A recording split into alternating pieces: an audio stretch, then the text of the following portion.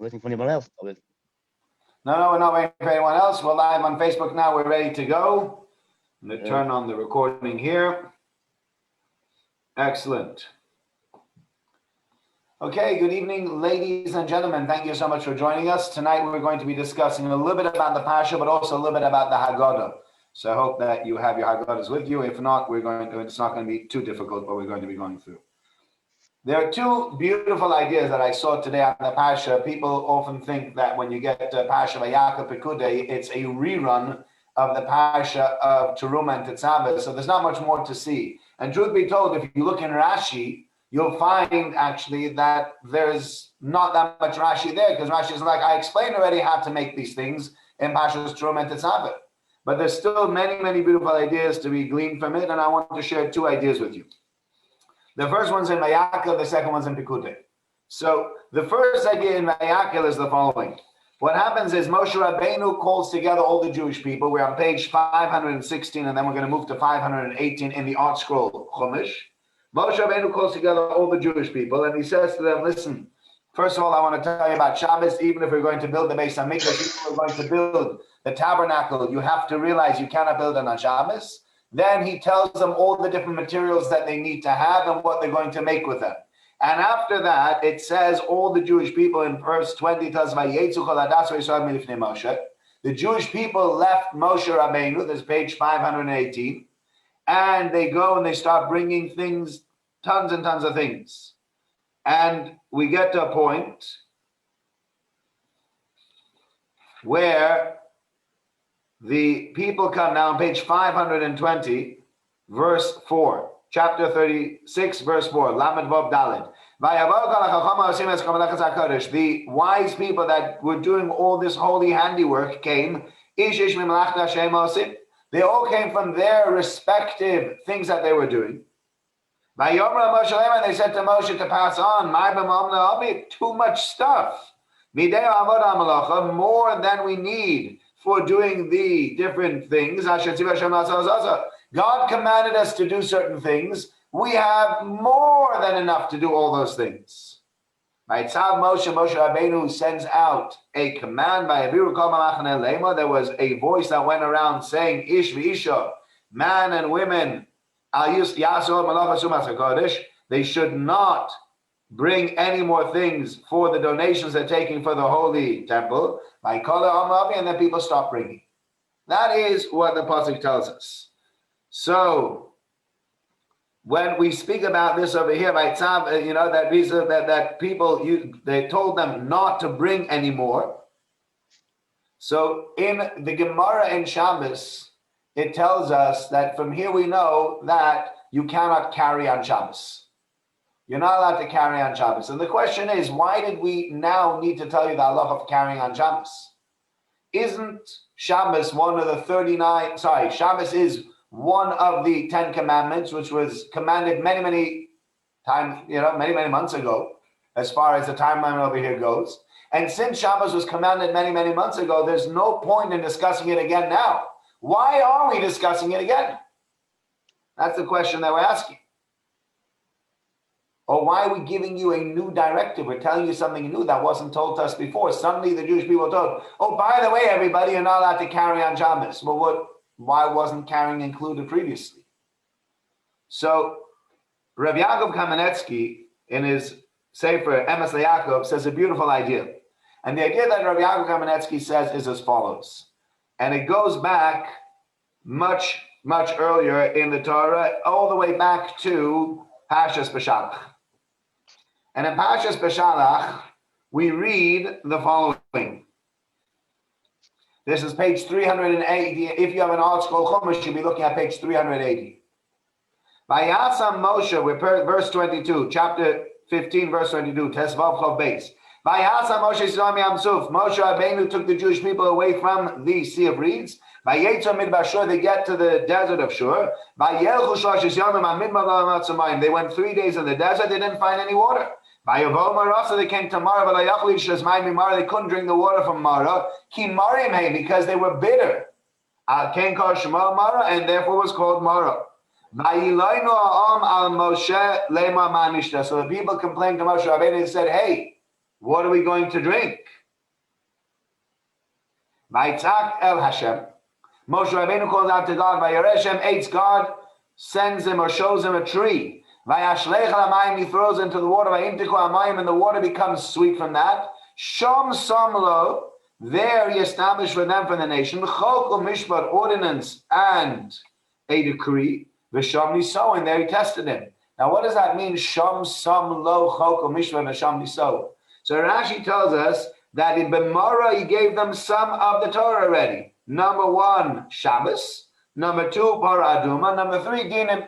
So monetary laws, the laws of the Parah Aduma, the laws of the red heifer, and lastly also the laws of Shabbos. So Shabbos wasn't even commanded originally at the 10 Commandments. Even before we had the 10 Commandments, there is a commandment here on Shabbos by Mara, which is before the Jewish people even made it to Har Sinai.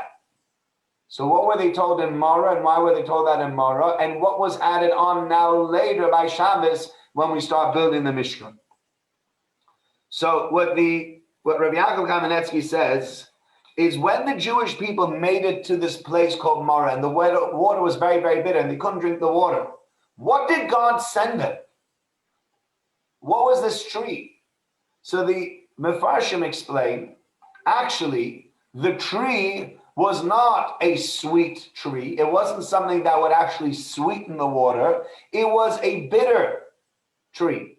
The branch of it was bitter. So everybody was like, well, all right, you have bitter water and you have a bitter branch. How could you take a bitter branch, put it into bitter water, and sweeten the water with a bitter branch? That doesn't make any sense, right? And therefore, what God showed them in Mara was the following.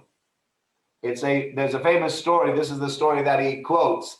There's a famous story brought in the Gemara. The Gemara says that one of the Amoraim had his daughter set up the candles for Friday night. And so his daughter set up the candles for Friday night, and then comes Friday night, she comes to her father and she says to her father, I made a mistake. So what'd you do? She said, instead of putting oil into the candle, I put vinegar into the candles. Now, most of you will know that oil burns, vinegar does not burn. So this Amora says, no problem.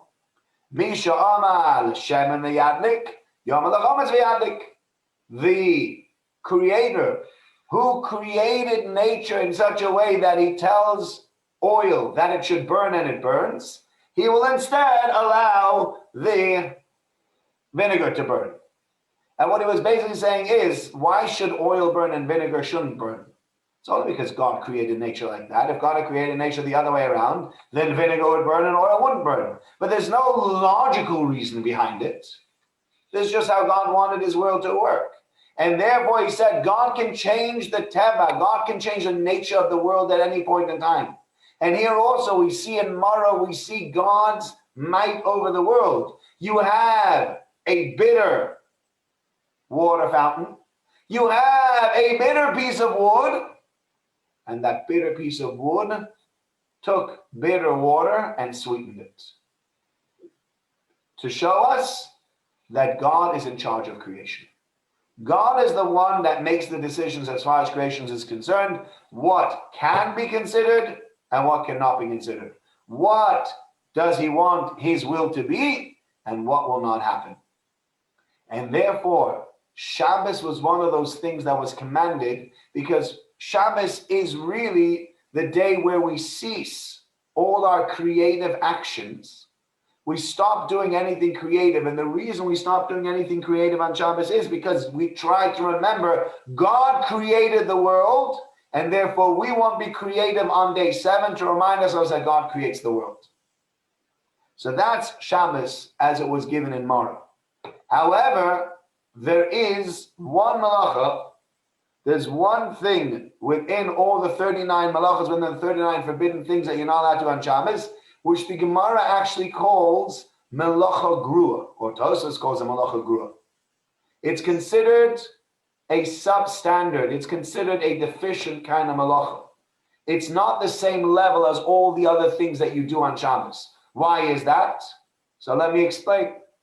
The thing that the Torah says, or the thing that the Gemara says is considered the lesser or the least important of all the different malachas, same thing, but still it has less of a creative action to it, is carrying. See, when I cook something, I took a raw piece of food and I turned it into a cooked item. That's a creative act. When I had an animal that was running around freely and I trapped the animal, that's a creative act.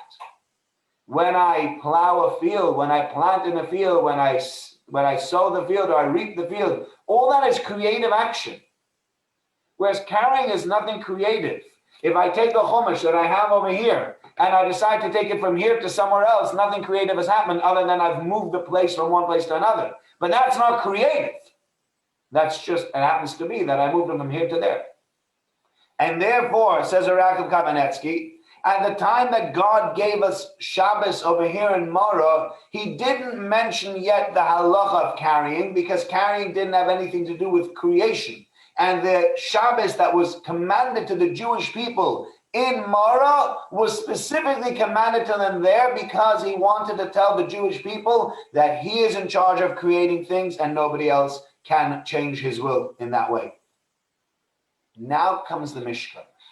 In the Mishkan comes something totally different, something totally new. You know what happens in the Mishkan? We suddenly say there is one place that's different than everywhere else.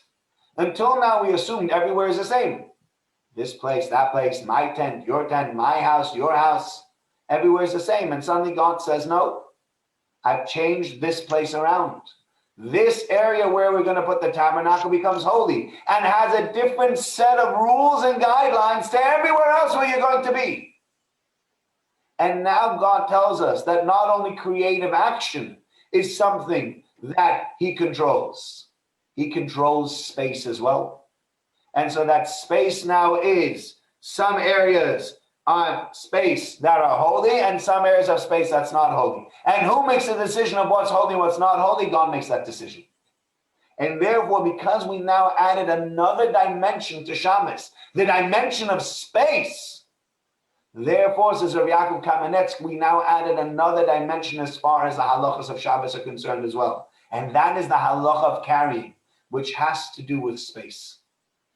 So that's the idea that Vayakhel Kamenetsky says. I thought it was a very, very beautiful idea. Understanding the different midrashim, understanding the different parts of Shabbos, when it was given and what was commanded, it answers a lot of questions. Okay, we're now going to move on to the second one of the Parashas, which is Parashas Pekudei. Parashas Pekudei, page 530 in the Old Scroll Chumashim, chapter 38, verse 21, Lamed Ches Chof Aleph. So here we have a count. Moshe Rabbeinu gives an account after he finished with everything. He gives an account to say this is how much or how little had to be given of each thing, how much came in, and what they used it for.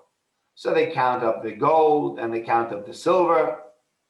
And then he writes the following. So look at verse 25.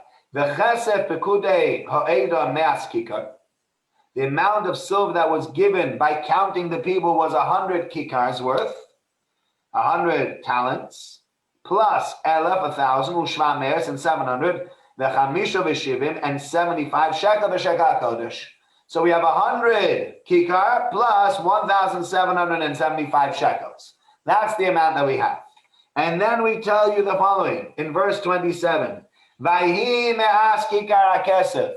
The 100 silver talents, 100 talents of silver, were used lotzekes, to cast Eisad Nea Kodesh, the sockets of the sanctuary. Eisad Broch is the socket of the partition curtain between the Holy of Holies and the rest of the Beis Hamikdash. Me'as Adonim, 100 different Adonim, 100 sockets. Li'ma'as kikar, made out of 100 talents of silver. Kikar la'adim, each talent was enough to make one of those sockets. Okay, so now we've dealt with almost all of the silver. We said the silver was 100 talents plus 1,775 shekels. So we've now explained that. However, then the next verse says, the 1,775 extra shekels, also vavim la'amudim, they were made as, vavim are like little hooks that were made for the pillars. And he covered the tops and banded them. That's what the verse says. Now, when you look at Vayakhel actually has what's known as an Azlo Gerish as the Tam. It's a very loud one of the Tam HaMikra. It's two together. You have Kadma ve'Azlo, and the last one Azlo Gerish. So you say Vayakhel. You really make a big fuss of this 1,000. Why do we make such a big fuss of this 1,000? So the Medrash tells us that Moshe Rabbeinu, when it got to counting the silver, he said, hey, okay, here's the accounting. We had 100 talents for 100 sockets, all good.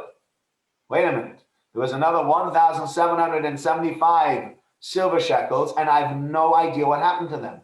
Moshe Rabbeinu forgot what happened to them. Says the Medrash that there was a basko, there was a heavenly voice that rung out, and that heavenly voice said, Moshe Rabbeinu, the 1,775 silver shkalim, you use them to make hooks for outside for the pillars. So why did Moshe Rabbeinu forget this? And what's God reminding him of here? So Rav Schwab writes in his Sefer a very beautiful idea that I wanted to share with you. Moshe Rabbeinu was a very holy person. And Moshe Rabbeinu was busy building the Mishkan, and he's creating this tabernacle for the Jewish people. He's creating this area, this sanctuary that's going to have a holy and a holy of holies, and people are going to come to bring karbonos, are going to come to bring offerings, and the Kohen Gadol are going to do the service for God. It's going to be a very holy place. And Moshe Rabbeinu puts together this holy place and gets all the money together for it, etc., etc. And with that, he creates the tabernacle, and it's a beautiful building. However,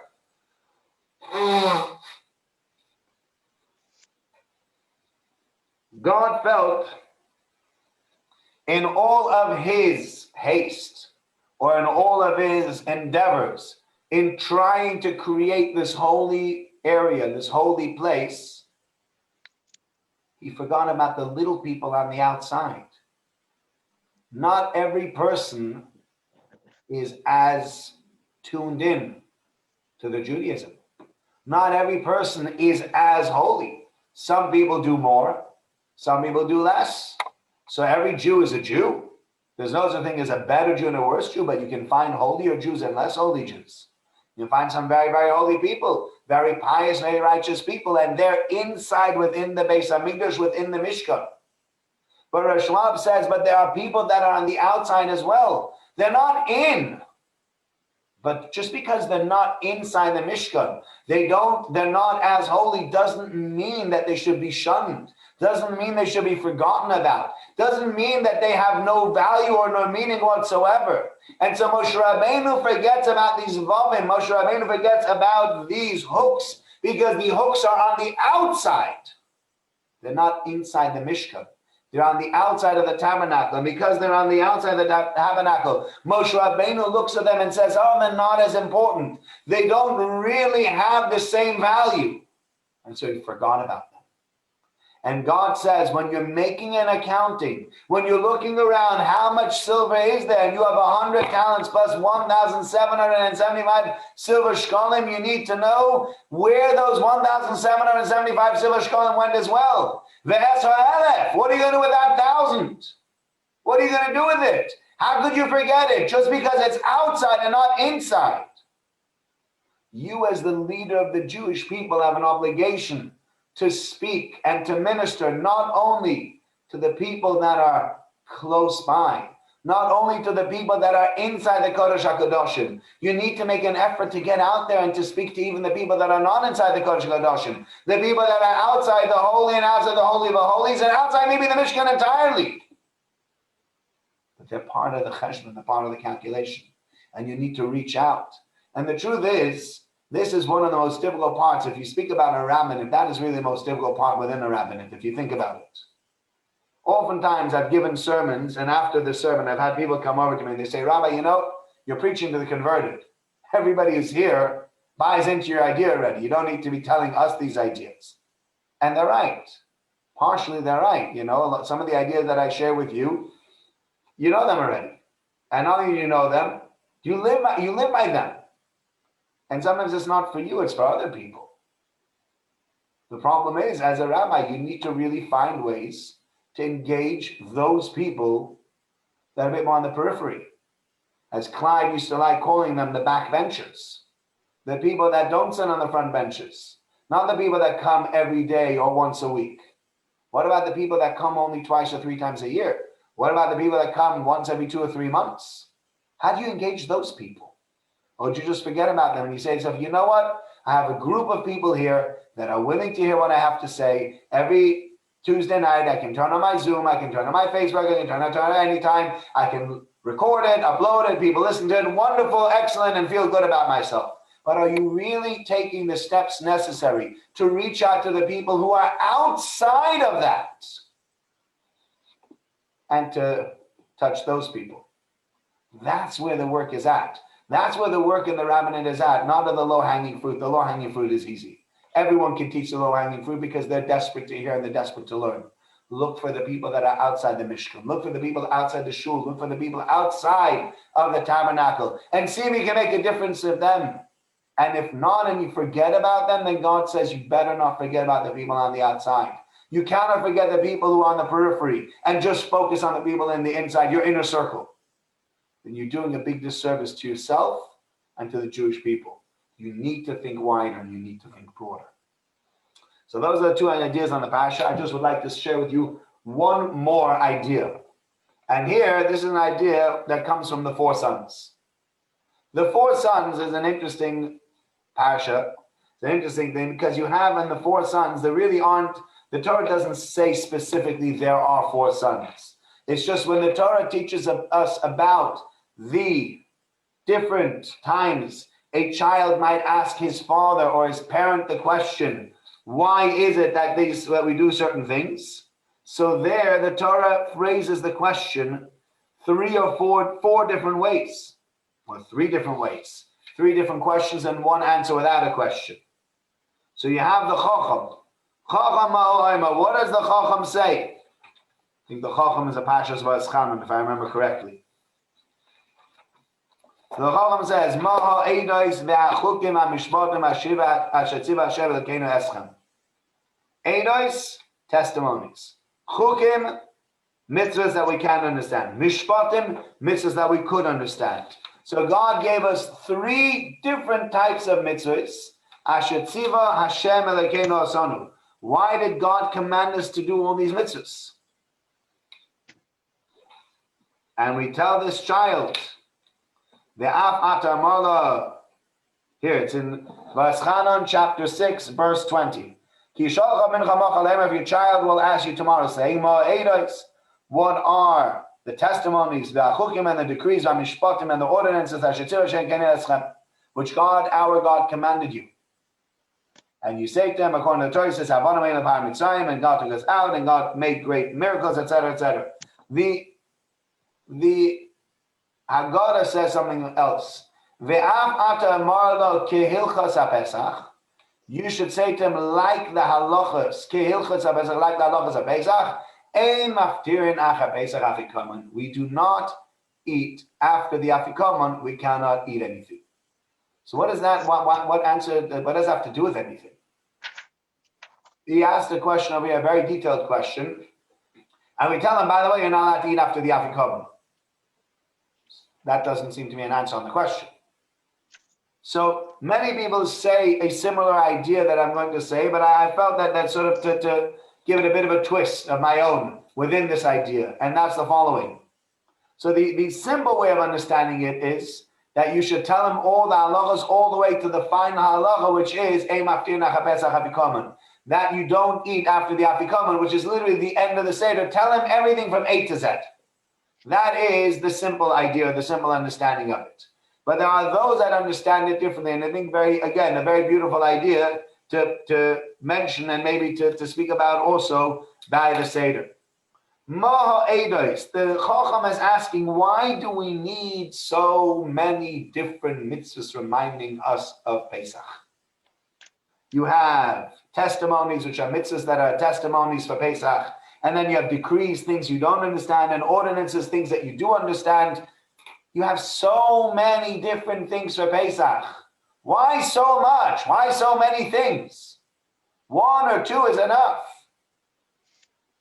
Nachmanides speaks about it as well. Why are there so many things that remind us? Nachmanides at the end of Parasha Bo, one of the most famous pieces in the Ramban ala Torah, and he says over there are so many mitzvahs. Why? Because we need to be reminded again and again of Yetzias Mitzrayim. Why do we need to be reminded again and again of Yetzias Mitzrayim? Because Yetzias Mitzrayim, at least the way Nachmanides sees it, is the basis of our faith. It's a great part of the basis of our faith. Rambam doesn't say that, but Nachmanides says, when the Jewish people saw the change in nature and how God took one nation out from another nation and did specific miracles where certain things happened only in certain localities, not in other localities. When you saw all of that, the Jewish people realized God is in charge, God is the one that runs the world, and He is our God. That is what happened in Mitzrayim. And therefore the Jewish people were given mitzvahs to remind us of Mitzrayim again and again. Shabbos, we say by Kiddush, Vayakhel Mitzrayim. Rosh Hashanah, Yom Kippur, Pesach, Sukkot, Shavuos, all Vayakhel Mitzrayim. You wear tefillin, and the tefillin you remember Mitzrayim. Mezuzah he mentions, Vayakhel Mitzrayim. So many mitzvahs that we do are reminding us of Mitzrayim. Why? Because Mitzrayim is so important in our lives. And Mitzrayim is so important to our faiths that it needs constant reminding. You can't just get a reminder once a year. We can't just have, you know what? Pesach time, let's remember Mitzrayim and that's it. We remember Mitzrayim twice a day. You say by Yomer, by Shachris, and by Yomer at Ma'ariv Laman Tizku, you should remember what HaKadosh Baruch Hu did. Ani Hashem Elokeichem, I am Hashem your God, Asher Tzeisi Etzchem Eretz Yisrael, that took you out of Mitzrayim, V'yos Lachem Elokim to become your God. Ani Hashem Elokeichem, I am Hashem your God. Twice a day, every single day. On top of all the other mitzvahs that I mentioned already, that are time-bound mitzvahs, different times. Shabbos, Yom Tov. Because God says this is so fundamental to our faith that it is an important thing to remember all the time. And if I don't remind you all the time, you'll start forgetting. Certain things you need to be told again and again and again, because if you're not told them again and again, you start forgetting them. And therefore, we say to this fellow, to this Chacham, the Chacham is saying, why do we have so many different types of mitzvahs? I don't understand. One mitzvah, two mitzvahs is enough. But you have testimonies, and you have ordinances, and you have decrees. So many different things. Who needs it? Why? What for? You know what you should tell him? The reason for that is like we have a halacha like it in the halachas of Pesach. And that halacha is you are not allowed to eat after the Korban Pesach or after the Afikoman. You're not allowed to have anything else to eat. Why are you not allowed to have anything else to eat after the Afikoman? Because you need to keep the taste of the matzah inside you. And therefore the same idea is true over here as well. You have to try and feel the freedom of Pesach and the idea and ideals which are brought out by leaving Mitzrayim. You need to try and feel them all the time. And the only way you'll be able to try and feel them all the time and to really sort of being able to connect with them all the time, the only way that's going to work is if you remind yourself all the time. So that's what we say to him. You want a taste of leaving Mitzrayim? You want to constantly remember God is one? You want to constantly remember God took us out of Egypt to make us his holy nation? You want to remember all of that? There's only one way to remember all of that. And you know what that is? Constant reminders. Testimonies, ordinances, decrees, because that keeps the taste fresh. That keeps the taste in your mouth. Otherwise, taste goes. And once the taste goes, you don't remember. If you don't remember it, it's all worthless. That's another understanding of the question of the Chacham and the answer that we give to the Chacham. That's what I wanted to share with you tonight. So thank you so much for joining me tonight for this. I appreciate all those that have come on Facebook, all those that come on Zoom, and for all of you on Torah Anytime for listening. If you want to get in touch, it's davideisenberg@gmail.com. And next week will be slightly later because we'll have a session at 8:15 about Pesach with the Chazan and with the Rabbi, describing some of the ideas in the Haggadah and singing some of the songs of the Haggadah, which will then be followed at 9:15 with the Chumash Shir on Parashas Vayikra with a few more ideas on Pesach as well. Thank you so much for joining me. Have a good night. Look forward to seeing you next week. Sure. Thank you.